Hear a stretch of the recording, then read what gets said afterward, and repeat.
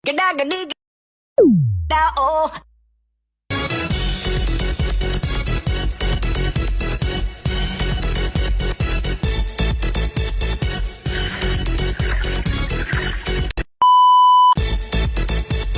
Assalamualaikum warahmatullahi wabarakatuh.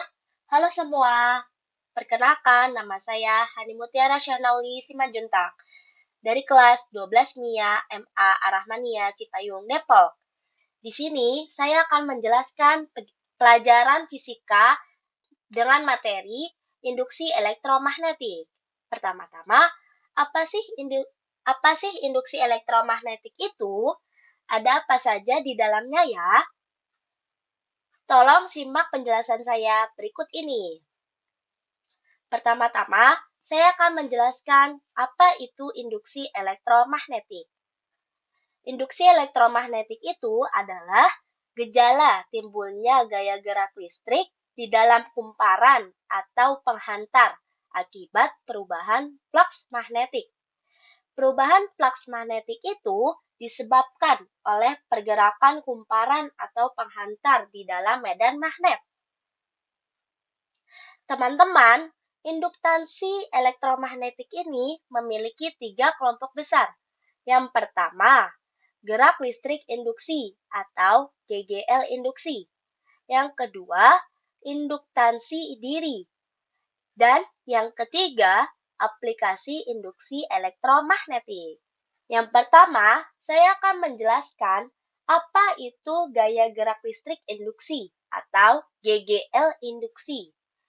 GGL induksi ini merupakan timbulnya gaya gerak listrik di dalam kumparan yang mencakup sejumlah flux garis gaya medan magnet. Flux magnetik ini adalah garis medan magnet yang menembus suatu permukaan. Jadi, gaya listrik itu timbul di dalam kumparan yang mencakup sejumlah flux garis gaya medan magnet, yang dimana fluxnya ini adalah garis medan magnet yang menembus suatu permukaan. Gaya gerak listrik induksi ini juga terdapat rumusnya ya teman-teman. Berikut adalah rumusnya. Ini rumusnya ya teman-teman. Di sini ada flux magnet sama dengan luas permukaan bidang dikali induksi magnetik dikali cos theta.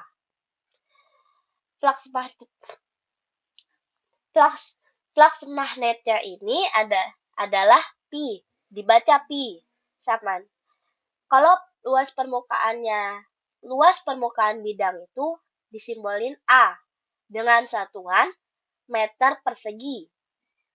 Kalau simbol induksi magnetik itu B dengan satuan Weber atau meter persegi. Kalau cos theta itu adalah sudut antara medan magnet dengan garis normal bidang.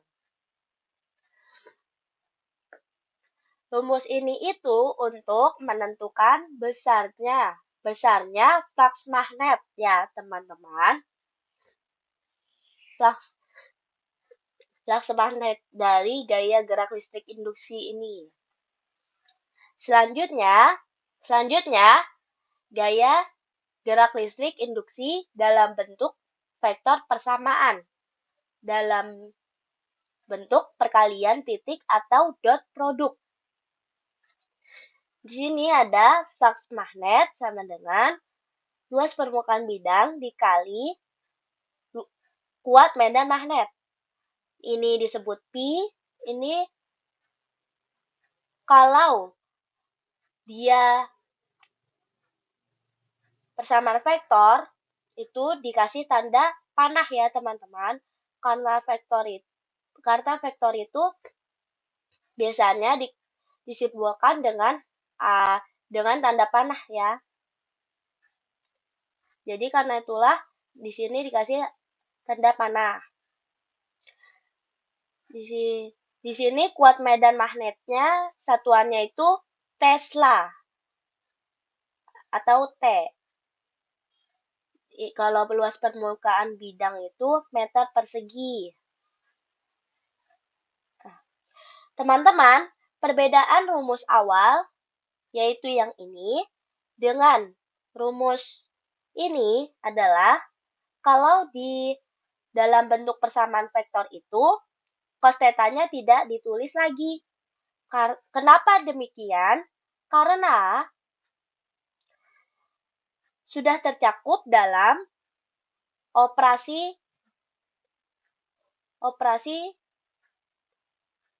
dot produk ini. Operasi dot produk antara vektor A dikali vektor B. Jadi karena itulah tidak ada cos θ-nya lagi ya teman-teman. Teman-teman, GGL induksi elektromagnetik ini merupakan prinsip pertama yang ditemukan oleh Michel Faraday, yang dimana induksi elektromagnetik ini berarti masih kejadian atau fenomena yang masih belum tahu arahnya kemana atau apa yang mempengaruhinya. Jadi, sebab itulah Michel Faraday ini membuat suatu hukum untuk menemukan aturan atau prinsip matematis dari peristiwa induksi elektromagnetik tersebut. Hukum itu dinamakan dengan hukum Faraday. Di hukum Faraday ini terdapat bunyi, yaitu jika jumlah flux magnetik yang masuk atau keluar dari suatu kumparan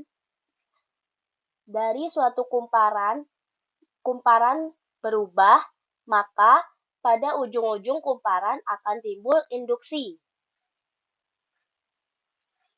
Besar GGL induksi bergantung pada laju perubahan flux magnetik dan banyak lilitan pada kumparan. Ini berarti besar kecilnya tegangan GGL yang muncul tergantung pada dua hal, yaitu yang pertama, seberapa cepat medan magnet berubah. Jadi, semakin kecil perubahan, maka semakin besar GGL yang timbul atau tegangan yang timbul. Yang kedua, berapa banyak lilitan kawat pada kumparan. Jadi, semakin banyak lilitannya, maka besar juga GGL atau tegangan yang dihasilkan. Jadi, sederhananya atau kesimpulan dari hukum Faraday ini, kalau magnetnya berubah lebih cepat atau kumparannya punya lebih banyak lilitan, maka arus induksi yang muncul akan lebih kuat. Selanjutnya,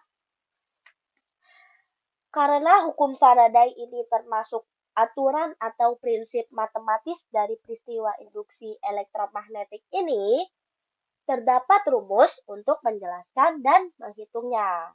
Ini dialah rumusnya ya teman-teman.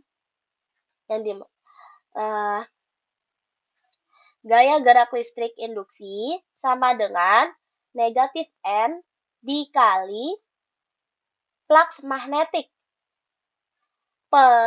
dibagi perubahan waktu. Jadi ini tuh epsilon sama dengan negatif N dikali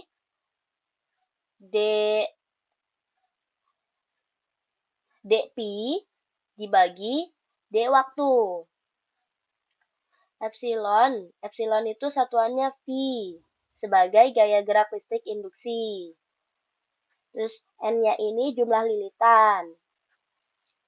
dP-nya ini sebagai perubahan flux magnet dengan satuan Weber atau meter persegi. Meter kuadrat. dt-nya ini perubahan waktu, satuannya itu S. Dari hukum Faraday ini, terjadi penyempurnaan dan penambahan bagian arah arus induksi yang belum dijelaskan di hukum Faraday.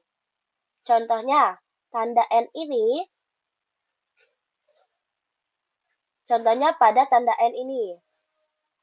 Penyempurnaan itu dilakukan oleh Heinrich Friedrich Emil Lenz atau ilmuwan Lenz. Ilmuwan Lenz ini menciptakan hukum Lenz yang bunyinya itu yang terdapat bunyi arus induksi mengalir pada penghantar atau kumparan dengan arah berlawanan dengan gerakan yang menghasilkannya. Medan magnet yang ditimbulkannya melawan perubahan flux magnet yang menimbulkannya. Inti dari bunyi ini adalah kumparan itu dalam tanda kutip gak suka perubahan. Setiap kali medan magnet di sekitarnya berubah, dia bakal menghasilkan arus yang berusaha menolak perubahan itu.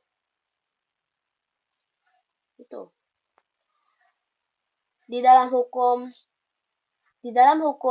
Lenz ini terdapat rumus.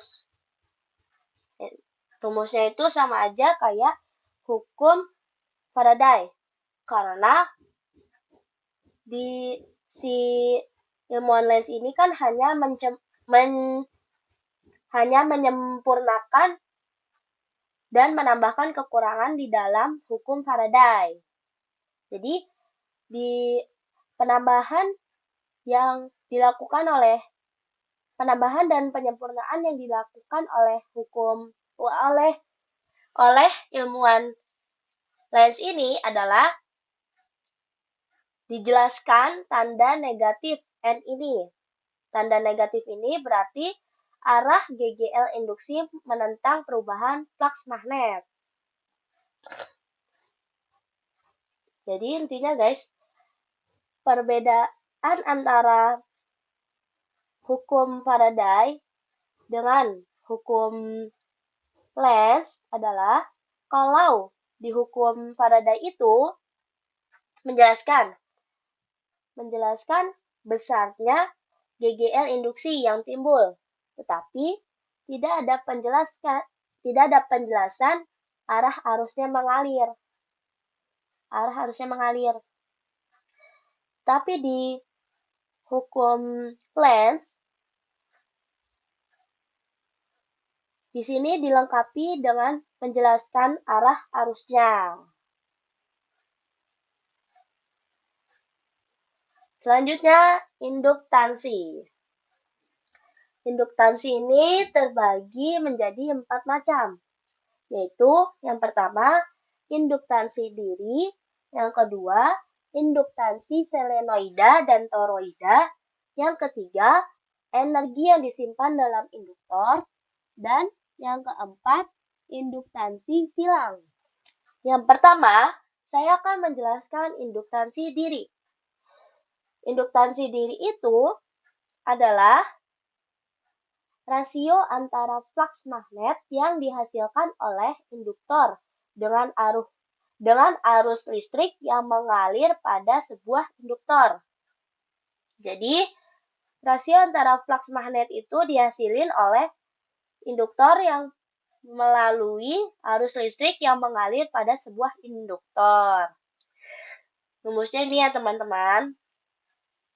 Itu L ini induktansi diri dengan satuan Henry atau disingkat H. Sama dengan N ini jumlah lilitan dikali ini Pi sebagai flux magnet. Satuannya Weber. Dibagi arus listrik. Ini I besar ya teman-teman. I-nya ini kapital. Dengan satuan A.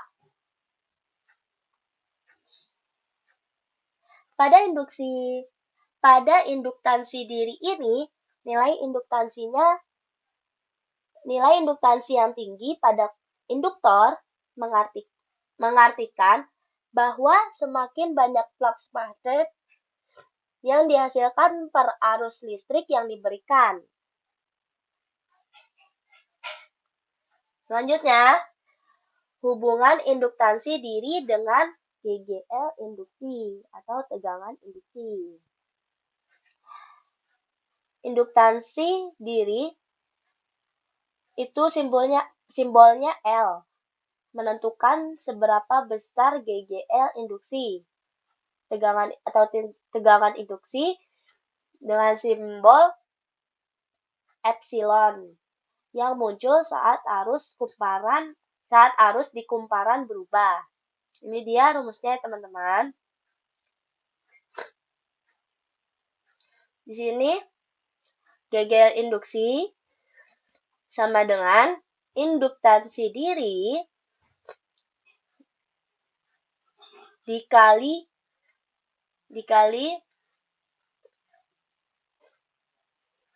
DI atau perubahan arus listrik dibagi perubahan waktu. Ini epsilon simbolnya V, induktansi dirinya itu L, perubahan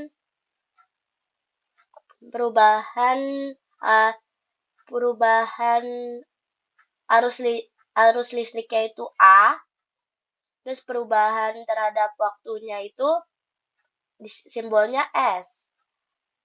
Rumus ini juga merupakan gabungan dari besarnya GGL induksi yang bergantung dengan laju perubahan kuat arus terhadap waktu dan besarnya GGL induksi sesaat. Selanjutnya, induksi selenoida dan toroida.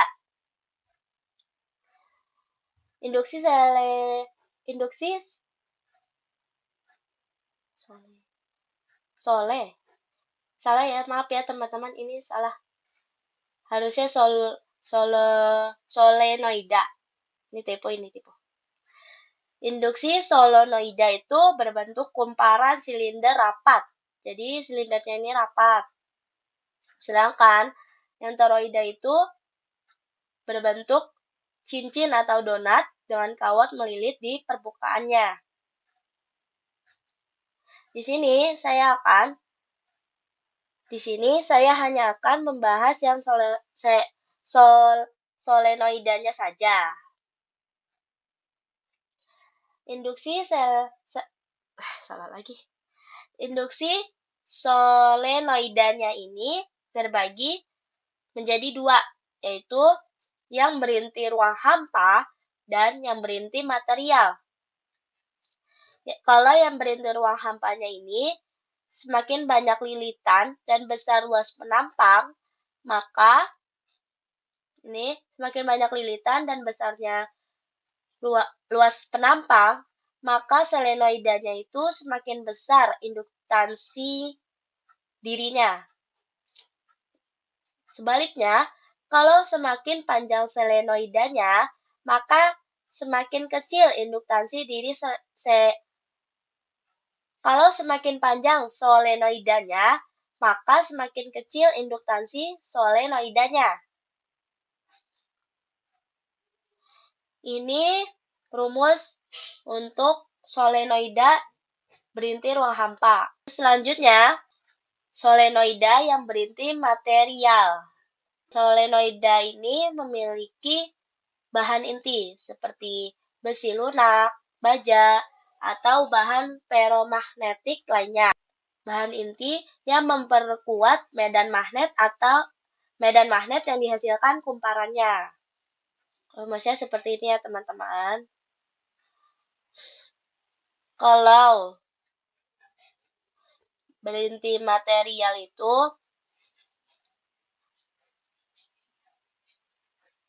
ada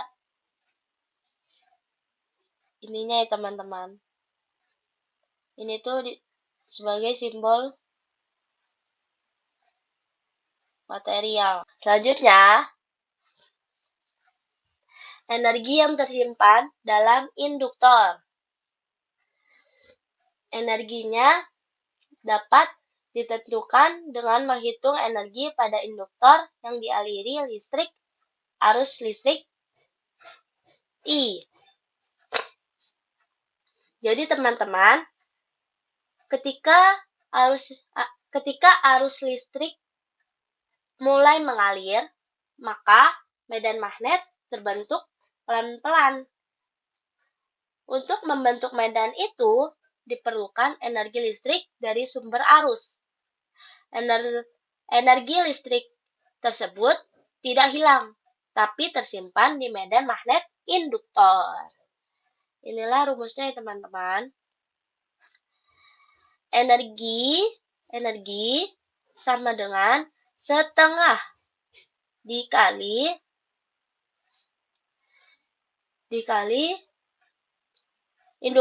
induktansi diri dikali arus kuadrat dikali kuadrat arus. Ini W dengan satuan Joule. Ini setengah. Kenapa bisa setengah? Selain karena rumus, juga karena arus listriknya meningkat secara bertahap dari 0 sampai 1. Sehingga rata-rata energinya yang tersimpan di medan magnet adalah setengah dari nilai maksimumnya. Terus ini L, induktansi diri. Ini I besar. Terus dikuadratkan dengan satuan A. Jadi, semakin besar arus dan induktansinya, maka semakin besar juga energi magnet yang tersimpan dalam induktor. Bagian induksi terakhir, yaitu induktansi silang. Induktansi silang itu adalah kumparan dan jumlah lilitan sebanyak N1 dialiri arus listrik 1,2 dan didekatkan dengan kumparan yang kedua tersebut mendapatkan induksi. Ini rumusnya teman-teman.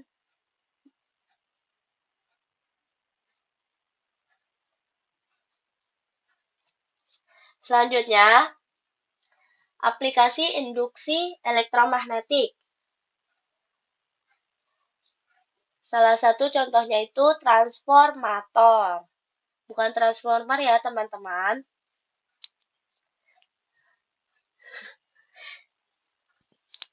Jadi, transformator itu merupakan alat elektronik yang berfungsi untuk menaikkan atau menurunkan tegangan listrik AC. Transformator dibagi menjadi dua, yaitu transformator step up dan transformator step down.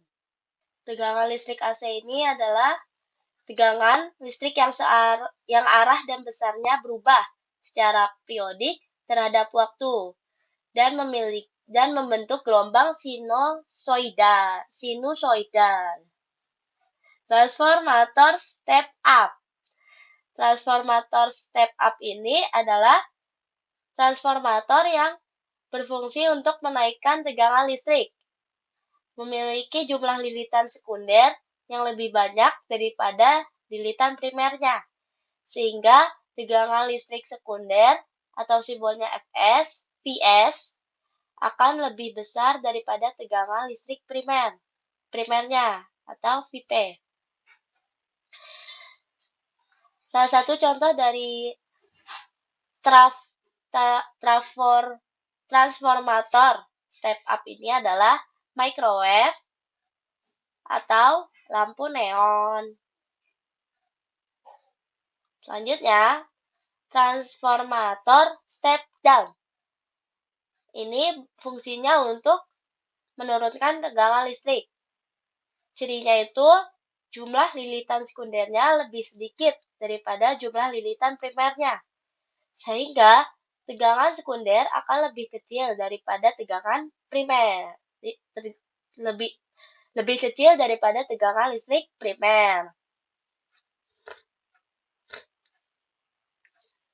Ini contohnya ya, teman-teman. Contoh trafo step down, yaitu charger laptop. Ini contoh dalam kehidupan sehari-hari.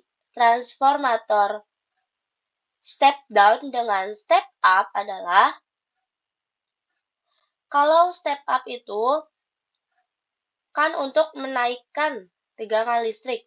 Step up, up itu kan naik, berarti naikkan tegangan listrik. Terus hasilnya itu lebih banyak sekundernya daripada primernya, tegangan primernya.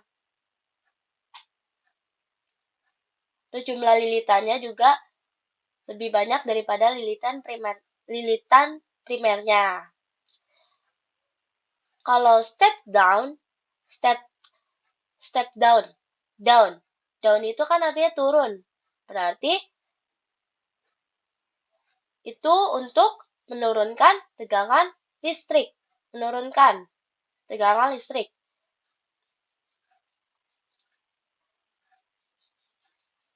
Jumlah lilitan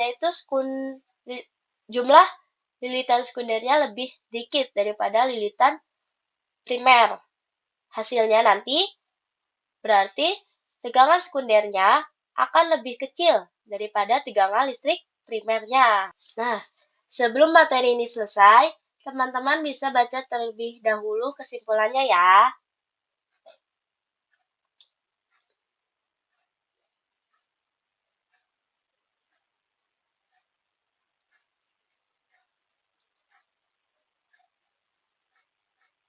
Di kesimpulan ini,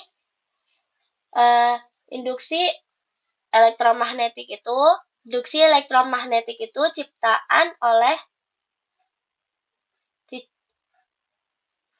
Induksi elektromagnetik ini merupakan percobaan awal oleh Michel Faraday, yang dimana Michel Faraday itu hukum Faraday yang hanya menjelaskan besar GGL induksi yang timbul, tetapi tidak ada penjelasan arah arusnya mengalir. Lalu disempurnakan dan ditambahkan lagi oleh Lenz dengan penjelasan arah arusnya. Up with it, girl. Rock with it, girl. Show them it, girl. With a bang bang. Bounce with it, girl. Dance with it, girl. Get with it, girl. With a bang bang. Come on, turn the radio on. It's Friday night and I won't be long. Gotta do my hair, put my makeup on. It's Friday night and I won't be long till I hit the dance floor. I got all I need. No, I ain't got cash, but I got you, baby. Just you Baby, and me. I don't need dollar bills to have fun tonight. Baby, I don't need dollar bills to have fun tonight. But I don't need no You ain't more than diamond, more than gold. as long as I can feel the beat. Make the day just take control. I don't need no You ain't more than diamond, more than gold. as long as I give them. Free up yourself.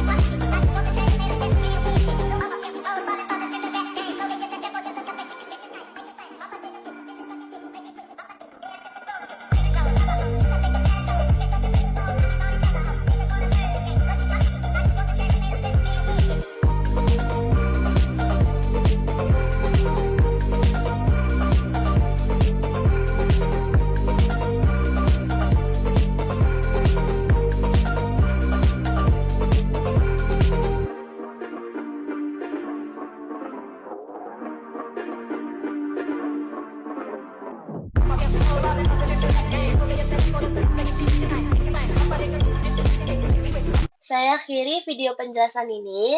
Mohon maaf kalau banyak informasi yang salah atau kurang, karena saya juga masih belajar dan ilmu saya masih sedikit. Mohon maklumi ya teman-teman. Sekian, terima kasih. Assalamualaikum warahmatullahi wabarakatuh.